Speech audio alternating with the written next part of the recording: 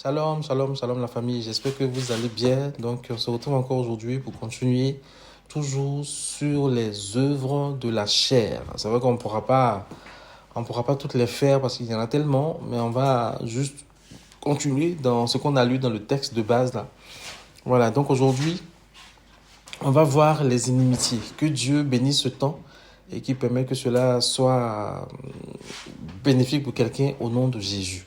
Voilà, les inimitiés, si on veut prendre la définition du Centre national des ressources textuelles, on peut définir ça comme les sentiments d'aversion, d'hostilité à l'égard de quelqu'un ou de quelque chose, d'une communauté. Et puis, on peut aussi définir ça comme antipathie naturelle, aversion instinctive qu'éprouvent certains animaux entre eux. C'est ça les inimitiés. Et si on veut aller dans les recherches, on voit qu'en grec, le terme ektros, excusez-moi, veut dire haïr, ennemi ou hostile, opposition même à Dieu par l'esprit. Donc, on peut donc définir les inimitiés comme étant la haine qu'une personne ressent envers une autre personne, mais aussi envers son créateur, si on lit 1 Jean 4, le verset 20. Amen. Et les inimitiés aujourd'hui, dans nos assemblées, dans nos églises, quand on y arrive, on voit que c'est quelque chose qui est présent.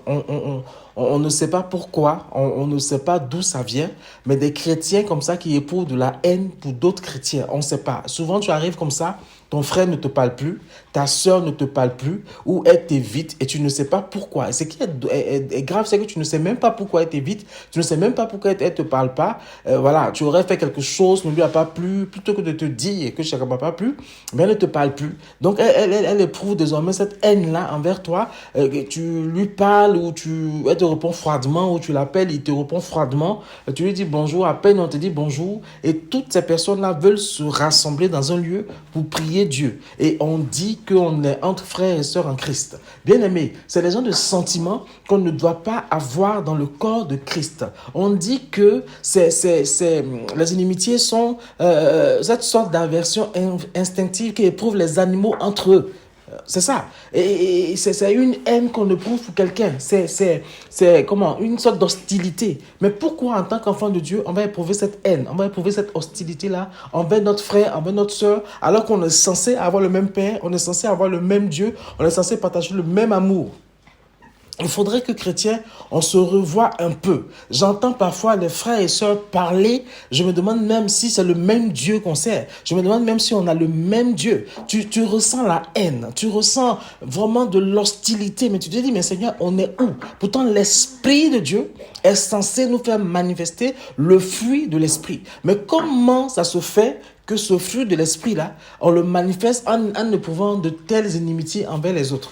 Il faudra vraiment que, chrétiens, on se place devant Dieu et qu'on lui demande de nous aider à aimer notre frère, à aimer notre sœur. Et si notre frère ou notre sœur nous a fait quelque chose, bien aimé, va parler à ton frère, va parler à ta sœur. Au moins qu'il sache ce qu'il t'a fait pour éventuellement te demander pardon. Maintenant, si tu penses que tu peux gérer ça en interne, entre toi-même et toi-même, dans ce cas, gère-le bien en interne. Mais quand ton frère te salue, ta sœur te salue, et que c'est une froideur glaciale, que le frère ou la sœur qui te salue ressent, bien aimé, ça fait mal, ça fait réfléchir. Évitons un peu d'être comme ça, chrétien. Évitons un peu d'avoir comme ça toujours quelque chose à reprocher aux gens, avoir toujours le visage long parce qu'on est tout le temps fâché, parce que c'est à nous.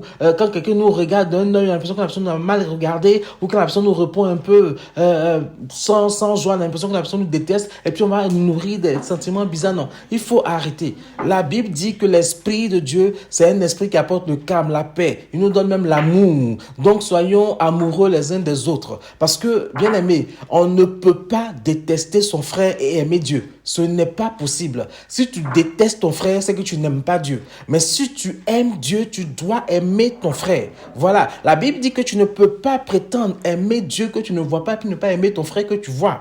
Tu ne peux pas détester ton frère et aimer Dieu. Tu ne peux pas avoir ce sentiment d'inimitié envers ton frère et aimer Dieu. Si tu pries là, je ne sais même pas si Dieu peut t'exaucer. Tu as peut-être des grâces qui tombent sur ta vie, mais ça c'est vraiment la grâce de Dieu. Mais je vais te dire de toi à moi, si tu détestes ton frère, tu peux rater le ciel. Amen. Donc, prions Dieu pour que ce genre de sentiment-là n'existe plus, non seulement dans le corps de Christ, mais dans le cœur même des enfants de Dieu. Que Dieu nous aide et puis on se retrouve la prochaine fois pour l'autre œuvre de la chair qui suit. Soyez bénis.